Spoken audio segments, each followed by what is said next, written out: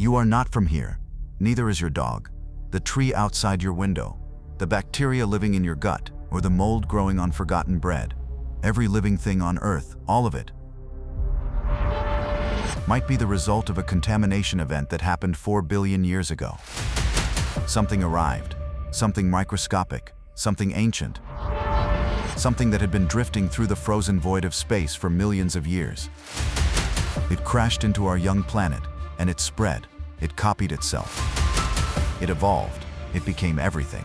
You, me, every creature that has ever lived. We might all be descendants of an alien infection. This isn't science fiction. Some of the most respected scientists in history believe this, and NASA just found evidence that makes it disturbingly plausible. The theory is called panspermia. Welcome to Noah's universe. Our story begins around 450 BCE with a Greek philosopher named Anaxagoras. He was friends with powerful politicians, taught Socrates himself, and had some radical ideas for his time. Anaxagoras proposed that the universe was filled with infinite spermata, which means seeds. These seeds drifted through the cosmos and could give rise to life anywhere they landed. Imagine the universe as a giant garden, constantly scattering seeds across planets, waiting for the right conditions to grow. He also claimed the sun was a mass of red-hot metal rather than a god. That got him in trouble. He was charged with impiety and died in exile, but his idea survived him by millennia. For 2,000 years, nobody paid much attention to cosmic seeds. Then the 1860s arrived, and 3 scientific discoveries created a problem. Darwin published his theory of evolution in 1859, which meant life had to start somewhere. Pasteur proved in 1864 that life doesn't just appear from nothing. You can't get maggots from rotten meat or bacteria from thin air. And geologists believed early Earth was a ball of molten lava, way too hot for anything to survive. So here's the puzzle. Life can't appear from nothing, and early Earth was basically hell. Where did life come from? Lord Kelvin, one of the most respected scientists of his era, offered an answer in 1871. He suggested that meteors carrying tiny life forms crashed into Earth and seeded our planet.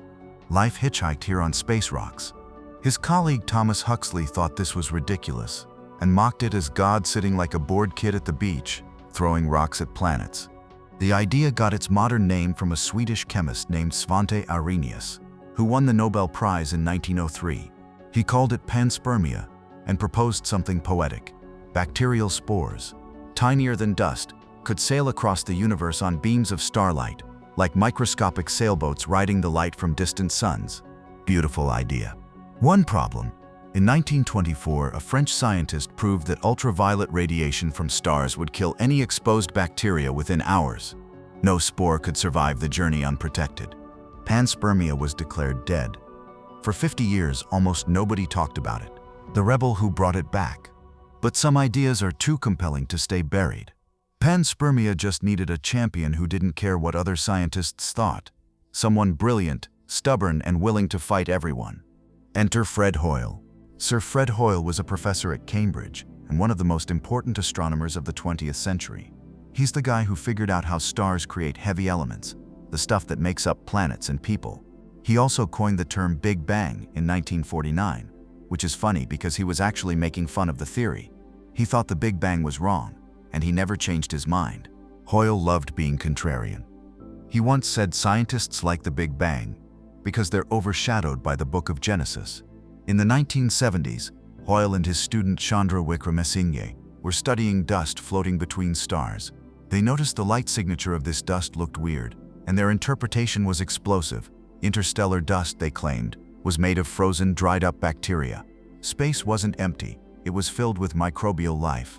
Their 1978 book, Life Cloud, argued that comets were basically cosmic delivery trucks, collecting bacteria and dropping them off on planets throughout the galaxy. Scientists were skeptical. Then Hoyle made things worse.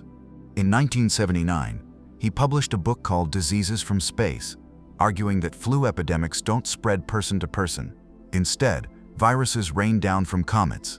He pointed out that the 1918 Spanish flu appeared in Boston and Bombay on the same day, but took 3 weeks to reach New York. How could a disease travel across oceans instantly, but crawl across America? His explanation: the flu fell from the sky, like rain. Doctors and biologists thought this was nonsense. But Hoyle wasn't done damaging his reputation. In 1985, he claimed the famous Archaeopteryx fossils, the missing link between dinosaurs and birds, were fakes. Someone had glued feathers onto dinosaur bones, he said. The British Museum proved him wrong by showing that microscopic cracks in the rock ran continuously through both bone and feather, impossible if the feathers were added later. Hoyle published a book about the forgery. Anyway, by the 1980s, most scientists had written him off. When the 1983 Nobel Prize was awarded for the stellar research Hoyle had pioneered, it went to his colleague William Fowler. Hoyle was deliberately excluded, probably because he had publicly attacked the Nobel Committee years earlier. He died in 2001, largely dismissed by mainstream science. But here's the thing. He was right about one thing. Comets really do contain organic molecules, the ingredients for life. Later space missions proved it. When a Nobel laureate suggested aliens seeded Earth. While Hoyle was becoming a scientific outcast, a far more respected voice entered the panspermia debate. Francis Crick had won the Nobel Prize in 1962 for discovering the structure of DNA, the molecule that carries the instructions for all life. He was one of the most respected scientists alive. Together with chemist Leslie Orgel, Crick published a paper in 1973 with an audacious title, Directed Panspermia. Their idea: life didn't just drift to Earth randomly. An advanced alien civilization deliberately sent it here. Why would a Nobel laureate suggest something so wild? Crick found DNA suspiciously perfect. The genetic code, the language that tells cells how to build proteins, is identical in every living thing on Earth, from bacteria to blue whales to banana trees. Every organism uses the exact same system, like everyone on the planet speaking the same language. That seemed too neat to be an accident. He also noticed something strange about molybdenum, a rare metal that living things depend on heavily. Molybdenum makes up only 0.02% of Earth's crust, yet it's essential for life. Maybe, Crick suggested, life evolved somewhere molybdenum was more common, and aliens shipped it here. Later, Crick admitted he had been too pessimistic about life starting on Earth. Once scientists discovered that RNA could act like both a blueprint and a builder, making the origin of life more plausible, he lost interest in panspermia. But his paper showed that the idea wasn't just for cranks. Even Nobel laureates took it seriously. The question now was, could anyone find actual evidence? Not just theories and speculation, but physical proof that the ingredients for life exist beyond Earth? The meteorite that changed everything. The proof came from an unexpected source, a rock that fell from the sky. On September 28, 1969, a meteorite crashed near a small town called Murchison in Australia. Locals collected over 100 kilograms of fragments before rain could contaminate them, making it one of the most pristine meteorites ever recovered. Scientists cracked it open and found something shocking: amino acids. Here's why that matters. Amino acids are like Lego bricks for life. String them together in the right order, and you get proteins. Proteins do almost everything in your body, from digesting food to fighting infections to building muscles. No amino acids, no proteins, no life. But here's the tricky part. Amino acids come in two forms, like left and right hands. They're mirror images of each other. Life on Earth uses only left-handed amino acids, exclusively, for reasons nobody fully understands. The amino acids in the Murchison meteorite were a 50-50 mix of left and right-handed forms. That was proof they weren't contamination from Earth. They formed in space, through chemistry, not biology. Scientists kept studying Murchison for decades. In 2010, they identified 14,000 different molecular compounds inside it. In 2019, they found ribose, the sugar that forms the backbone of RNA. In 2020, they discovered grains of silicon carbide that formed 7 billion years ago, before our solar system even existed. This single rock proved that the ingredients for life form naturally in space. But skeptics could still argue that Murchison was contaminated during its time on Earth. What if we could get samples directly from an asteroid completely untouched by our planet? Direct delivery from asteroids. That's exactly what space agencies set out to do. Japan's Hayabusa 2 spacecraft flew to an asteroid called Ryugu, grabbed samples from the surface, sealed them in a capsule, and delivered them to Earth on December 6, 2020. No atmospheric contamination, no time sitting in a field, pure asteroid material. The results confirmed what Murchison had suggested. Ryugu contained 23 different amino acids and uracil, one of the key letters in the genetic alphabet of RNA. It even contained vitamin B3. NASA went bigger. Their OSIRIS-REx mission returned 121 grams from asteroid Bennu. In September 2023, the largest asteroid sample ever collected. What they found exceeded expectations. Bennu contained all 5 letters of the genetic alphabet, the molecules that spell out the instructions in DNA and RNA. This was the first time all 5 had been confirmed in pristine space material. They also found 14 of the 20 amino acids that life uses, plus sugars like ribose and glucose. Think about what this means. The recipe for life, the actual molecular ingredients, exists on asteroids. These rocks have been crashing into Earth for billions of years. The delivery system is real. NASA's Nikki Fox was careful with her words. These findings don't prove life exists elsewhere, but they suggest the ingredients for life were everywhere in the early solar system. So the ingredients arrive from space. But could actual living things survive the journey? Life is tougher than we thought. Scientists decided to test whether organisms could survive in space, and the results were surprising. In 2007, Swedish and German researchers launched 3,000 tardigrades into orbit. Tardigrades are microscopic animals, sometimes called water bears, that look like tiny 8-legged gummy bears. They're famous for surviving almost anything. The experiment was called TARDIS. Scientists exposed these creatures to the vacuum of space, cosmic radiation, and temperature swings for nearly 2 weeks. 68% survived, and the survivors had babies. Tardigrades became the first animals proven to survive raw space exposure. Japan pushed further with an experiment called Tanpopo, which means dandelion. They stuck bacteria on the outside of the International Space Station for nearly 4 years. Not inside, outside. Exposed to everything space could throw at them. The bacteria survived. The outer layer of cells died and formed a protective crust, like a shell, keeping the inner cells alive. Scientists called this panspermia. Then there's the champion of survival, Deinococcus radiodurans, nicknamed Conan the Bacterium. Scientists discovered it alive inside canned meat that had been blasted with radiation meant to sterilize it. This bacterium can survive 140,000 grays of radiation when dried and frozen. For comparison, 10 grays will kill a human. That's 14,000 times the lethal dose for people. Scientists even encoded the song "It's a Small World" into its DNA. Let the bacteria reproduce for 100 generations and retrieve the song perfectly intact. Life, it turns out, is incredibly hard to kill. But proving that organisms can survive in space is different from proving they actually traveled between planets. The Mars meteorite that fooled the world. In 1996, scientists thought they had found that proof. On December 27, 1984, a geologist named Roberta Score found a potato-sized rock in Antarctica's Allan Hills region. It sat in a drawer for years before anyone realized what it was: a piece of Mars, blasted off the red planet by an ancient asteroid impact, and eventually landing on Earth. The rock was labeled ALH84 Sifter 1, and it would become the most famous meteorite in history. A team led by NASA scientist David McKay spent years studying it. On August 6, 1996, they held a press conference that made headlines around the world. Inside the Martian rock, they claimed to have found evidence of ancient life: carbonate globules, organic molecules, crystals similar to those made by bacteria, and tiny elongated shapes that looked like fossilized microbes. President Bill Clinton addressed the nation from the White House, Rose Garden. "If this discovery is confirmed," he said, "it will surely be one of the most stunning insights into our universe that science has ever uncovered." The world went crazy. Magazine covers declared we had found proof of alien life. Scientists talked about rewriting biology textbooks.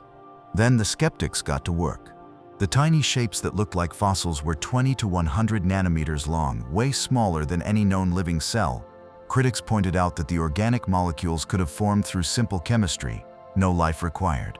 The crystals had non-biological explanations too. One by one, each piece of evidence was challenged. The debate raged for years. In January 2022, A comprehensive study delivered the final verdict. The organic molecules in ALH-84,001 formed through ordinary chemical reactions when water interacted with the rock about 4 billion years ago. No biology, no ancient Martians. The meteorite that was supposed to prove life on Mars ended up proving how careful scientists need to be. Extraordinary claims require extraordinary evidence, and ALH-84,001 didn't have it. But the search for Martian life wasn't over. In fact, it was about to get much more interesting. The controversial true believer. While mainstream science moved cautiously forward, one researcher kept pushing panspermia into increasingly wild territory. Chandra Wickramasinghe, Fred Hoyle's former student, is now in his mid-80s and still fighting for the theory. But his claims have gotten stranger with each passing decade. In 2001, red rain fell across Kerala, India for 2 months. Wickramasinghe claimed the red particles were alien cells that could reproduce at 300 degrees Celsius and contained no DNA. Government scientists identified them as spores from a common local algae. In 2018, he co-authored a paper arguing that octopuses arrived on Earth as frozen eggs inside a meteor. Biologists were not impressed. In 2020, he published claims that COVID-19 came from space, delivered by a meteor that exploded over China. The paper suggested the virus wasn't contagious between people and called vaccines a waste of money. Scientific journals called it profoundly embarrassing. Wickramasinghe's crusade hasn't helped panspermia's reputation. But while he chased alien viruses, real science was making actual progress on Mars. The Mars samples we might never get. In July 2024, NASA's Perseverance rover found something genuinely exciting, a rock nicknamed Chayava Falls with leopard-like spots containing organic carbon and minerals often associated with microbial life on Earth. Unlike ALH-84,001, this rock could be studied properly, not as a fragment that spent thousands of years in Antarctica, but fresh from the Martian surface. Scientists want desperately to analyze it in Earth laboratories, but that requires bringing it home. The Mars sample return mission was supposed to do exactly that. Original estimate, $7 billion, samples arriving in 2033. By April 2024, the cost had ballooned to $11 billion with a return date pushed to 2040. In January 2026, Congress effectively canceled the program. Meanwhile, China's Tianwen-3 mission could return Mars samples by 2031. The race to answer whether life ever existed on Mars may be won by a different country entirely. Why most scientists remain skeptical? With all this evidence, from meteorites to asteroid samples to organisms surviving in space, why doesn't mainstream science embrace panspermia? The criticism is simple and devastating. Panspermia doesn't actually solve the problem. If life came from space, where did that life come from? You've just moved the question somewhere harder to study. There are practical problems too. Radiation kills unshielded organisms within hours. Interstellar travel takes millions of years. Even inside protective rock, could anything survive that long? And there's Occam's razor. The simplest explanation is usually correct. If life can form from chemistry on Earth, why complicate things with space travel? But here's what scientists do accept. The ingredients arrived from space. Amino acids, sugars, genetic letters, all confirmed in pristine asteroid samples. The cosmic grocery delivery is real and has been happening for billions of years. Whether fully assembled life ever made the trip remains the open question. 2,500 years after Anaxagoras proposed that seeds of life drift through the cosmos, we've confirmed half his idea. The ingredients for life form on asteroids and have been raining down on Earth since our planet was young. The theory's champions have included some of science's most brilliant minds, from Nobel laureates like Arrhenius and Crick, to controversial figures like Hoyle and Wickramasinghe. Some were proven partially right. Others damaged their reputations chasing ideas too far. As Wickramasinghe himself admitted in 2003, in the debate between those who think life started on Earth and those who think it came from space, both sides treat us as opponents. Whether those cosmic ingredients were ever assembled into living things somewhere else, whether we are in some sense all extraterrestrials, that question awaits samples from Mars, or moons like Europa and Enceladus, or somewhere we haven't thought to look yet. The seeds are definitely out there. Whether they ever sprouted somewhere else in the cosmos remains the great unanswered question. But after 2,500 years, we're closer to an answer than ever before.